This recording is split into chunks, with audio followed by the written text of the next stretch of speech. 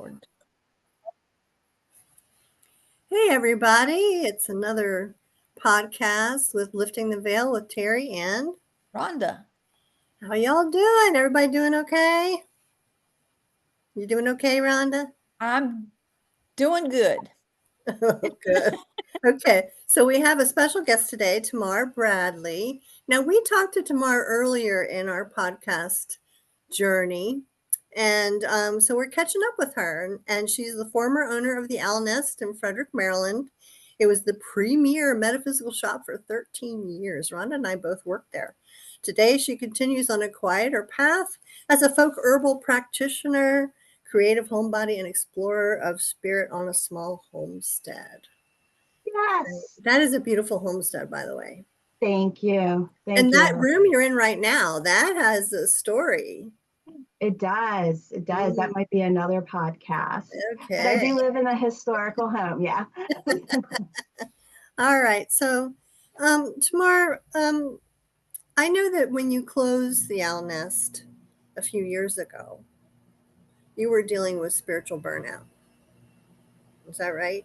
Absolutely. Can you explain to us what was going on or how that happened? Sure. And I think it's this topic. I like this topic because I think it's still kind of taboo in the spiritual community because you're supposed to be up and love and light all the time. And a lot of times there's a lot of shadows and sometimes darkness that goes along with that. So for me, spiritual burnout was basically my work was in the spiritual industry. And so it was 24/7, really no turning it off. Mm-hmm. When you work for yourself, you don't have just 9 to 5. Sometimes I'm working till 2, 3 in the morning. And then I got into the metaphysical business because I love metaphysics. So my whole home is also metaphysically minded. So I never got a break from home or work life. And so at some point, just the levee broke and I had to just roll out with the flood. Well, sorry, Rhonda, go ahead. A lot of people hated to see you close and were very, kind of lost in a way. But, also we knew that you needed things and you needed to heal. And we all understood that for sure. And you also had a partner, which Yeah, we all loved. We loved you both and your daughter. But we sadly we lost her. yeah. Um, I think my mom was I don't want to say the unsung hero, but she definitely was very humble about her work. And I think she had a bigger fan base and following and influence on people than what she comprehended. She absolutely did. Yeah, She touched a lot of people. Both of you did. she did. And let me tell you, that little owl nest store, which we all loved so very much, that's where Terri and I met. Mm-hmm. And we found our tribe there. Yeah. People gather to the places like that to find their tribe when they don't kind of click with other people. And that was a big motivating factor for me to open up the shop because there wasn't a huge metaphysical, pagan, witchy community in the Frederick area at the time. Yes, And yeah. I wanted to find my people and I wanted to bring that to Frederick. And it's true about my mom. I remember some customers would come in and they, they wouldn't even want to talk to me. They're like, "Where's Nita? I need Nita." I don't understand. And I'm like, "Oh, she's off today. I'm sorry." You got me. Nita was very knowledgeable. Yes. You could ask her just about anything. And if she didn't know it, she would find the answer for Yeah. you. She was really good at digging and finding out things. Yeah. And her and Rhonda with the astrology that they did, they would blow my minds on the regular basis with things that they would learn and the rabbit holes they would go down. Oh, I loved it. So we did lose your mom this year, and we all miss her. But I Yeah. was wondering if your mom was here right now, what do you think she'd say about how you are dealing with your spiritual recovery? Ah, hmm. I kind of think that she was burnt out too Mm, at the time, because when we closed, my dad was wanting to retire, and I could tell that she wanted to retire and travel the country and spend time with her dad. And I think she was feeling a similar burnout to me. Mhm. And lately, I find myself missing the days where she and I would take classes together, even before the owl nest. mhm, We would go take classes different places. And I would hope that she and I might have had similar recovery paths, and that she'd be coming over and reading charts and, just still kind of going down the same spiritual rabbit holes with me. mhm. Well, I she think she would be probably very still is. understanding of the break that I need. She probably still is. I'm quite sure that she's still got a lot to do with hanging around you and your daughter Yeah, and all of us. Every now and then I can feel her as well, her yeah. presence. So Yeah. she's She, very strong. She's very strong presence. So do you miss owning the owl nest, Tamar? I do, um, and I don't. I miss a lot of things, like the people, the community. I love, finding new books and trinkets and, who's it's and what's it's and spells for people, things like that. But also, it's a job. And building a storefront is a job. And then marketing that storefront is a job. Finding people is a job. So there's like many, many hats. And I still love being on the other side of the register, where I come in with that wonder and excitement of what I'm going to find. Hmm. So that's kind of a lot of what I miss and what I don't miss. Yeah, it's kind of fun sometimes being the low man on the totem pole, because Mhm. I remember when I was a chef and I had people under me, and it was stressful trying to make sure they all showed up. We all worked together, no one called out sick and stuff like that. Yeah. It is very stressful. Yeah. And I always enjoyed having my practitioners, all of y'all, with me, because I felt like we got to hang out in between appointments and stuff. But you guys were the ones that get to, breeze in, take your client, schmooze it up, Hmm. and then, get And leave. paid and leave. And I'm, Yeah, I'm booking you, I'm marketing and looking for the clients and taking the money and dealing with the banking. And so it's like a whole different element. And right. both are super fun and satisfying in different ways. Mhm. Hmm. So what are you doing now? I mean, I know that you can't just let all that witchy knowledge just, sit there and stew. What do you do? I mean, what are you doing? I think it's the way that I'm actively participating in my life these days. When I don't have, the shop on my brain 24 hours a day, it's go, go, go. And now I've got to slow down a lot now that I'm kind of a feral stay at home wifey homesteader. And I really have delved into feeling the land and the earth and the ancestral spirits, and just really listening to what's going on. We're Mhm. so bombarded with so much technology and stuff coming at us at really fast speed. It's wonderful to go in the backyard with no phone, no nothing on me, and just sit and listen or garden or walk my dog. So for me, a lot, especially in the past couple years, just by the journey of my mom and grandfather's health and passing, I've really reconnected with ancestral work. And that's just kind of been my passion hobby. And I low key have kind of tuned into some of the stuff that you guys do naturally, that I always say, oh, I don't hear the dead people. Well, those floodgates have opened up, and I hear a lot of dead people these days. Good. Cool. Yeah, So you're As long as they're ones you want to hear from. yeah, yeah. basically your home life now is sort of like Samantha Stevens of Bewitched then, right?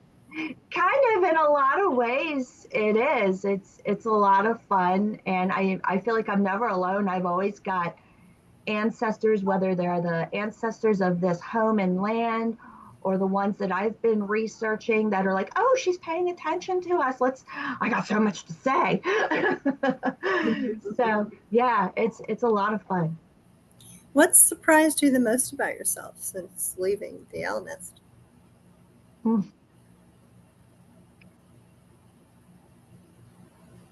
Leaning on myself a lot for spirituality or not. My daughter told me at one point, shortly after I closed the shop, maybe early COVID time, she was like, Mom, it's like you went back to sleep. You've turned it all off. And I think I did that for self preservation purposes with the burnout. Um, I'm learning how to recalibrate and rebalance all of that and trying to get back into that more, ooh, look at that. Something's glimmering off. Let me go, scope it out and see what's going on. Follow those fairy lights into the woods. Now I'm hoping that they take me. Or that big UFO that's supposedly hanging They Absolutely. say the hanging mothership. behind the moon. I'm banking on that mothership. Rhonda and I, we got our bags packed and we're you I'm over gonna here. hitchhike. Yep. Got my cats on their carriers, and away I go. Yep. And Yep. my turtle. I'm joking with the fish. What do you wish more people would know about starting a metaphysical business? Because let's face it, you went through the whole gamut, and if there's someone out there who wants to or is thinking of opening something like that, what would be your advice? Don't do it. No, I think we should, because I've always had the philosophy of the universe is infinite and there's enough for everyone.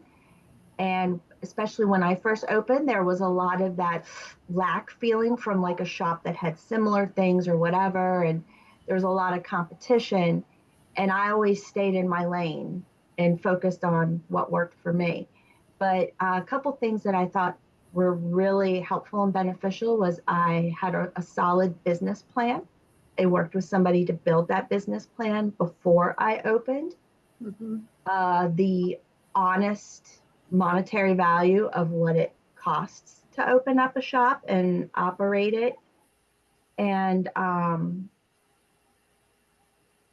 think a lot of people, especially like practitioners, you jump into it because you have this dream. And I had this dream of practical magic Sally Owens, her shop. Mhm. And then I quickly realized the back end of things, which is why I'm so grateful for my mom, because she loves spreadsheets and numbers and balancing books.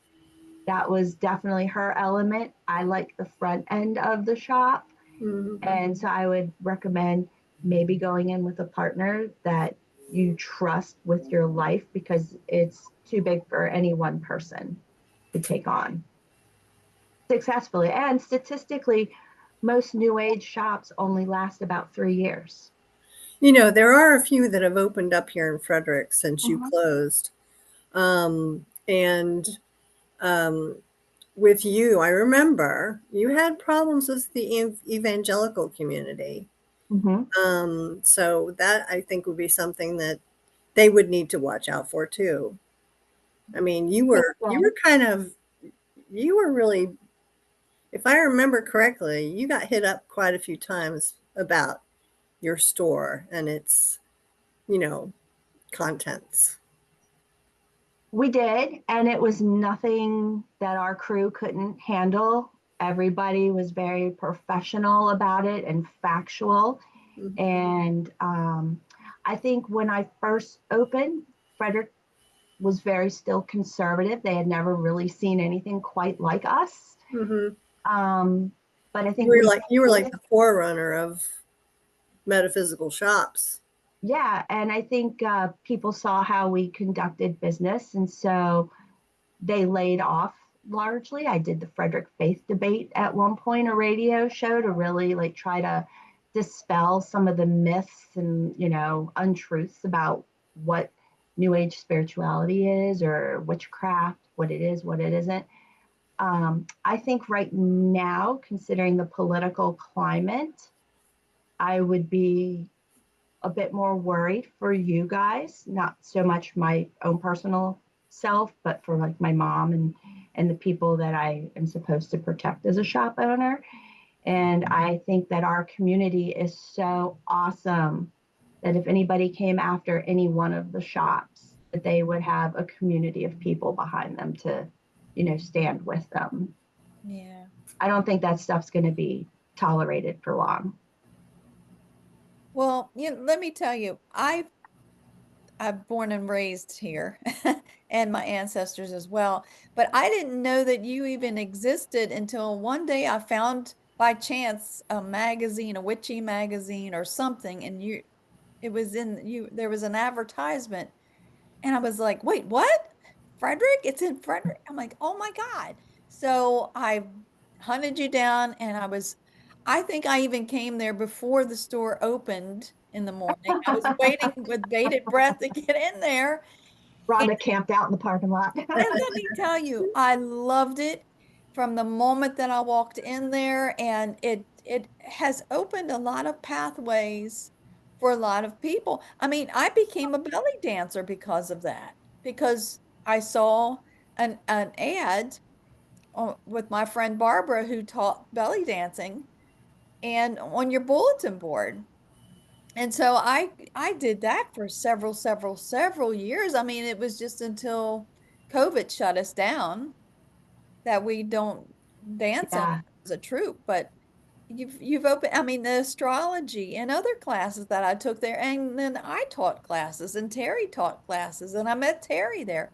So it's and I'm sure that I'm not the only person that has been touched like that. Yeah, no, I mean the stories are endless from be it our own in-house people, like with, you know, Robin finding her passion in the burlesque community, to just people coming in off the street saying, "Hey, I'm looking for something. I don't know what it is." And I'm like, "Well, come on in. Let's you know, talk about it and see what interests you." And they could be taking classes from color healing and theory and magic to Reiki to psychic development, ghost hunting. I Meditation. mean, there's so many things that people have interest in, and we tried to, you know, find a spot for everybody.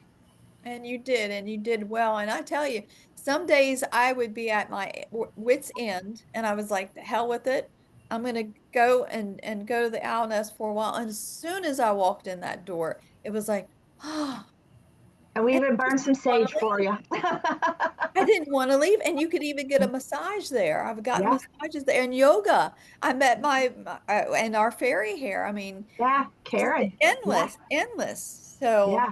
I found my tribe for sure, for To sure. me, that was like the best part when I reflect on the owl nest is Mhm. what everybody found. They have found best friends, they have found significant others, they have found their own inner voice, they have found their healing, they have found side hobby hustles that they never thought that they, you know, they take a little tarot class, they find that they're good at it, and now they're working at little festivals and stuff like that. So it's really cool just to Yeah. see what everybody has done with like the tools that we've helped them, you Mhm. know, get their hands on.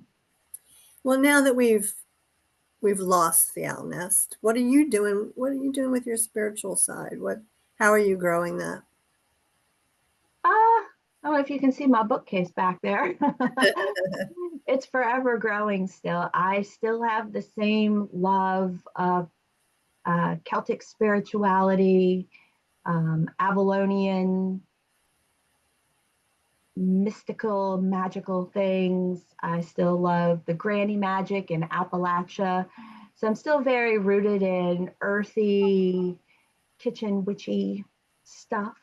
So again, it kind of goes back to just my everyday life. Like on my to-do list this week is make 6 months of laundry soap, which is a very magical thing for me to make. Mm-hmm.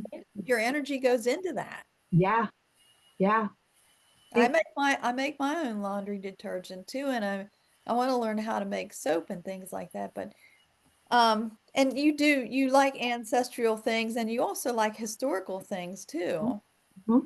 Yeah, So that yeah. kind of goes in with. Now, if you could time travel and and your younger self came and visited you now, what would you two be chatting about?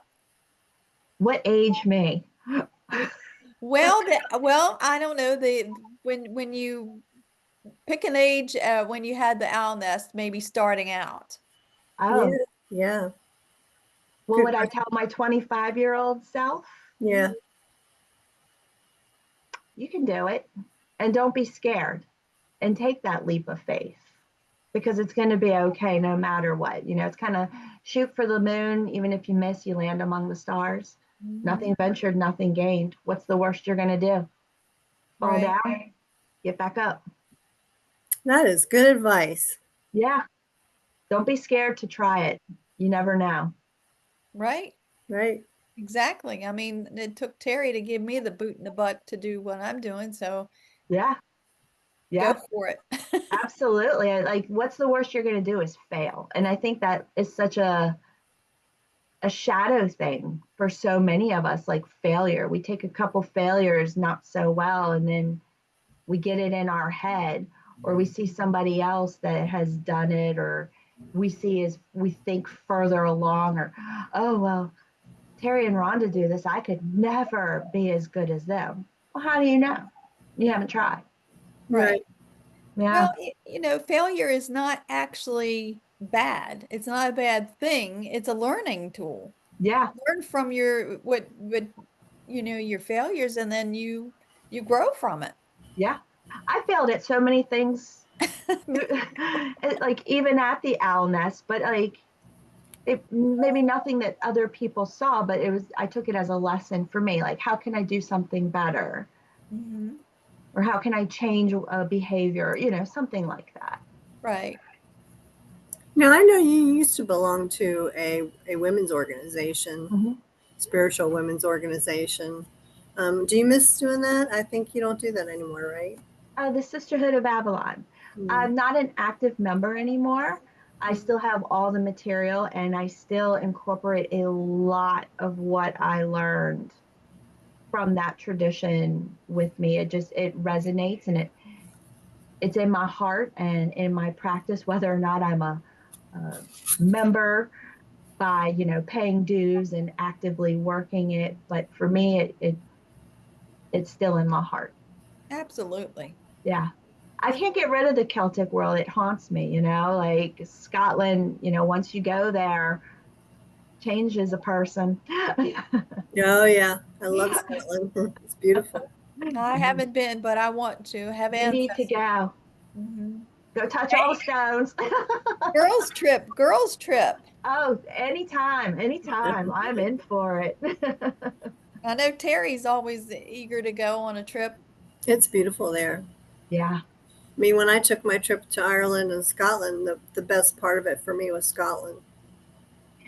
One of my biggest takeaways, other than being there and having that feeling like this is my home, this is where a piece of me has been and my heart is, it's just the culture and the slower way of life that's Hmm. over there and the healthier way of life. Mhm. And also, they still incorporate spirits of the land and old deities. It's not just like a forgotten thing, it's still part of their culture, even though they could still go to church on Sundays. They still know about their local deities. And that just stuck with me. And that's like a way that I want to live my life. You know, Well, I think a lot of foreign countries are like that Yeah. We are just, the United States is just so hell bent on, rushing and making money and surviving. I think it's survival is what everyone's, we're all in the lower chakra, the Yeah. first chakra in America. And everywhere else is sort of like, oh, things will happen when they're meant to happen. And I'm just going to relax. And I wish we were more like, more like they are, you know? Yeah. Yeah. They vibrate definitely higher than what we do. Well, not all of us. Some of us like us, but there's a lot of us that aren't. They're down there, they're bottom dwellers. So I mean, and I don't mean that in a bad way. I mean that they're operating off of their lower chakras and not their They, higher ones.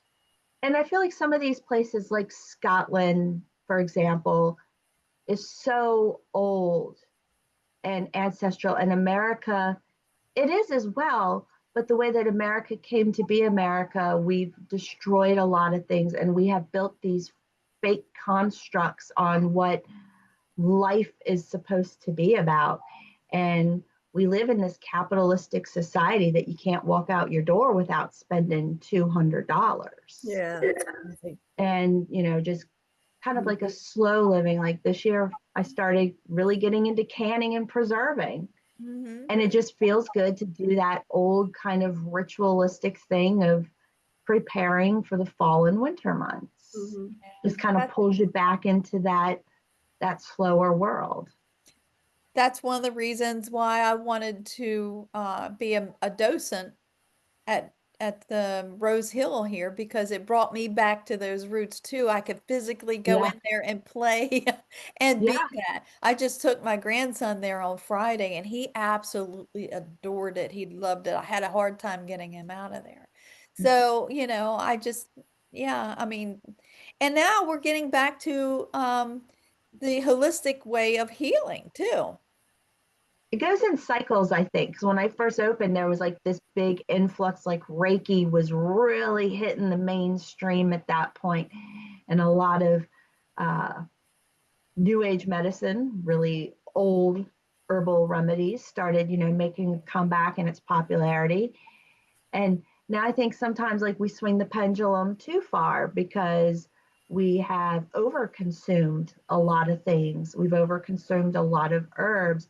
We've taxed plants of just their, ability to grow and have resources. I remember one year we didn't have a lot of sage because there was so many fires out west. Mm-hmm. And it's like we are out of balance with consumption, which was another thing with me and my shop, capitalism and making money versus community and having enough for everybody. Same thing with crystals.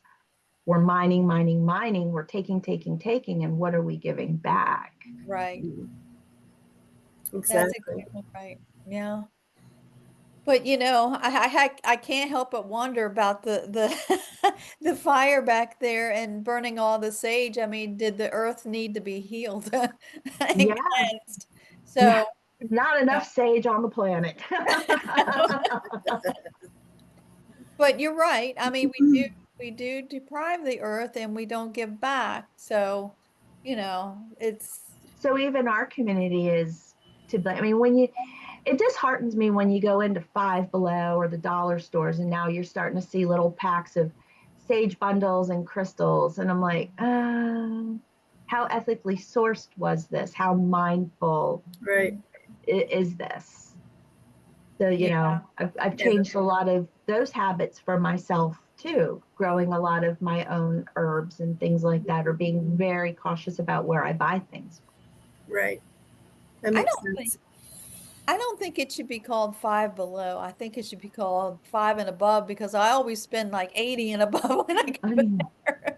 But I yeah, know. right. I mean, places are being oversourced and things like that. On one hand, I'm glad that it's available to people, but on the other hand, is it ethically sourced and Right. things like that. So it's a double blade, Yeah. bladed sword. It's damned I if you think do, we're damned if you don't. And I think that's where we are collectively, culturally. We're kind of at this crossroads of what kind of future do we want to create. And I think our community is also at an interesting place because since I've left, and especially during COVID, there's nothing to do. So I, get on TikTok and the internet and I start watching all these videos and I see all this new creator content with spirituality. And a lot of it is like, I'm like, have you guys ever opened a book? You're just kind of plucking things and the psychic readings out there are pretty wild and crazy and kind of like the Wild West out there right now. Yeah, and those people with the dowsing rods and stuff. That one, I don't know. I just shake my head on most of it. You know. I think there are some good apples out there, and then I think there's just some weird stuff out there. Yeah, I agree. Everybody's trying to make a dime and everybody's trying to get the 15 minutes of fame, but yeah, I was going to say something and went whoop right out of my head. That's okay. It happens often over here. And it was a good one too, but well, Tamar, I want to know where do you see yourself in 5 years? Oh, well, if I win the lottery, I'm totally moving to Scotland. Scotland on the brain. I'll go with you. Yes.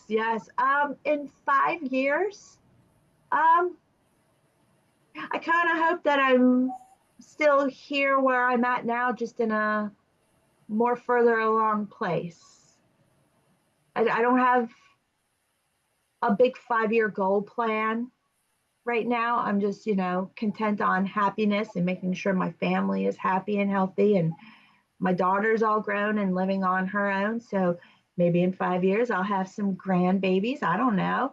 Ooh. Yeah. So I'm just focused on enjoying life right now. Taking it as it comes. Yeah. I mean, it's kind of hard to plan for, next week, next month, especially in this world. So I'm not really sure what 5 years is going to look like. That's true. Yeah.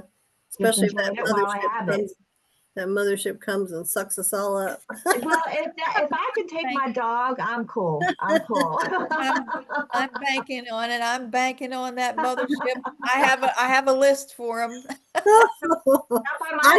I'm just afraid they're going to suck us all up and we're going to become enslaved. No, that's us here now. Yeah, I don't know. I think if they make it here, they're further advanced. Well, that's true. We are.